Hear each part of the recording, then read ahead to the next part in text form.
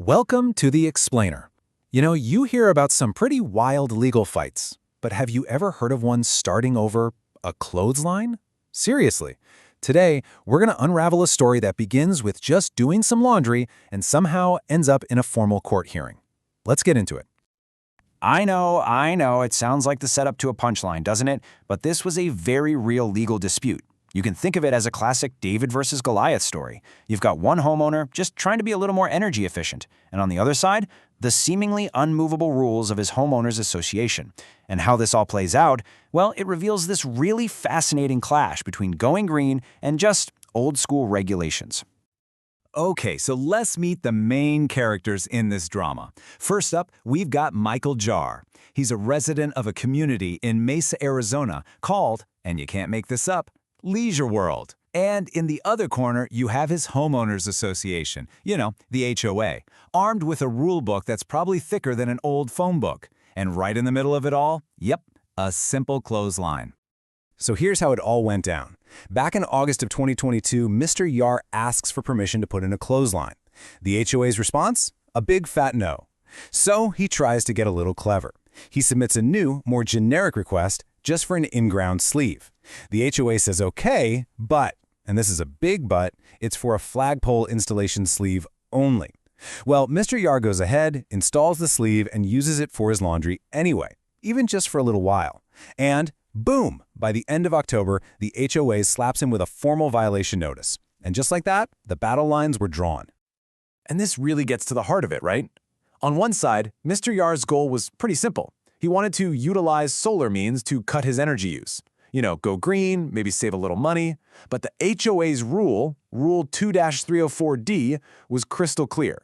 No clotheslines of any kind shall be permitted outside. So this wasn't just some simple misunderstanding. It was a total head-on collision between what one person wanted to do and what the community rules said he couldn't. But here's where the story takes a really interesting turn. See, Mr. Jahr didn't just want to fight the rule head-on. He tried to find a way around it. He started digging into Arizona state law and came up with this, well, brilliant, if maybe a little quirky legal argument. His claim was that his simple clothesline wasn't just for drying clothes.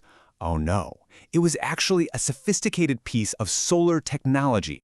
And this is a quote straight from Mr. Jahr's own testimony. My attempt to put a clothesline up to utilize solar energy, my attempt was denied. See what he did there? He completely reframed the whole debate. He's saying, hey, this isn't about laundry. He's arguing it's about his right to harness the power of the sun. This became the absolute cornerstone of his entire case. He wasn't just trying to dry his shirts. He was fighting for what he believed was a right protected by the state. And this right here, this is the legal key he thought he'd found. There's an Arizona state law that gives a very specific definition for a solar energy device. Now, here's the kicker. Another state law says that HOAs are not allowed to stop you from installing one of these devices. So you can just imagine the light bulb going off for Mr. Jahr. He's thinking, wait a minute, what if a clothesline actually is a solar energy device? Okay, so let's walk through his logic, because it's surprisingly simple, which is kind of what makes it so clever. Step 1, a state law says HOAs can't ban solar energy devices. Check. Step 2, a clothesline is a system or series of mechanisms designed to hold wet clothes. Okay. Step 3, the sun's rays, that's solar energy, hit the clothes, which causes the moisture to evaporate. That's heating and drying, right? He even brought up the second law of thermodynamics to sound extra official. So, step 4, his grand conclusion, therefore, a clothesline is a solar energy device, which means the HOA's rule against it is totally illegal. Pretty creative, huh? So, with this really clever argument in his back pocket, the stage was set for a real legal showdown. We're talking February 27th, 2023. This has gone way beyond a simple backyard squabble. This is now a full-blown administrative hearing with an actual administrative law judge about to hear both sides of the case. And you gotta understand, the stakes here were actually pretty high. This wasn't just about a potential fine or one guy's laundry. It was really a test of power. What happens when a state law that's all about promoting green energy runs smack into a local community's rules about how things should look? Who wins that fight? It's that classic battle, state law versus local control. When the hearing started, the opening statements could not have been more different. You had Mr. Jahr getting almost philosophical, talking about the sun and how it acts with our daily lives. Then the HOA's lawyer, Daniel Collier, gets up and is just totally direct. He says, look, the issue at hand is the fact that we do not believe that a clothesline represents a solar energy device. It was like a clash of poetry versus a legal brief. So the HOA's counterargument was basically a classic slippery slope warning. They were trying to paint this picture of total legal chaos. Their lawyers said, look, if you decide a clothesline is a solar energy device, then the term becomes completely meaningless. What's next? Are you going to argue that a car getting hot in the sun is a solar device, or that hot asphalt is a solar device? They were basically saying Mr. Jahr's logic would stretch the legal definition so far that it would break. All right, so you've got this really creative argument from the homeowner on one side, and on the other, you've got this dire warning of legal anarchy from the HOA. The judge is sitting there listening to all this, and it's a tough call. The fate of this one clothesline, and maybe a lot of other simple household items, all came down to how you interpret a handful of words in a state law. So, what do you think happened? Who won? The clever, eco-conscious homeowner or the powerful HOA with its seemingly unbreakable rules?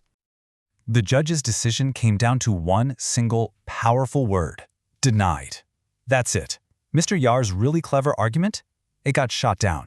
The HOA's rule and their control over the community's appearance was upheld. So why? Why did he lose?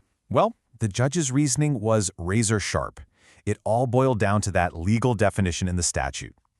Sure, a clothesline uses the sun. Nobody denied that. But the judge decided it doesn't fit the definition of a device designed primarily to provide heating or power by collecting and transferring solar energy. Those were the magic words, primarily and transferring. A clothesline is passive. So the judge concluded the HOA's rule was totally lawful and enforceable, and that Mr. Jahr just didn't prove his case. But really, this case is about so much more than one guy's clothesline.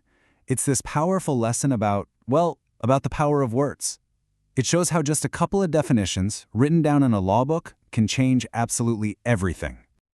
When you really think about it, this case wasn't won or lost on big ideas like environmentalism or community aesthetics. Nope, it was decided by the dictionary. And this quote right from the judge's decision really seals the deal. Words should be given their natural, obvious, and ordinary meaning. That's a direct quote, citing legal precedent. It's basically the nail in the coffin for any really creative argument. In the legal world, you can't just decide words mean whatever you want them to. Courts have to stick to their plain, ordinary meaning. That is the absolute bedrock of how they interpret the law. And get this, to make his point, the judge literally broke out the dictionary, Merriam-Webster to be exact. He looked at the word system and said, nope, a clothesline isn't complex enough to be a regularly interacting or interdependent group of items. Then he looked at mechanism and said the passive process of air drying doesn't count as a piece of machinery or a process for achieving a result in the way the law means. It was that kind of super detailed word-by-word analysis that sealed the deal here. So what's the big takeaway from all of this? I guess it said a creative argument is powerful, for sure. But in the world of law, a clear definition is final. When it comes down to it, the law, in all its sometimes frustratingly literal glory, pretty much always gets the last word. And that leaves us with a final question for you to chew on. Think about it. What seemingly simple rules are you governed by in your own life? At work, in your building, wherever? And have you ever really looked at the words they use? How solid do you think those definitions really are? It's something to think about, isn't it? Thanks for joining us on The Explainer.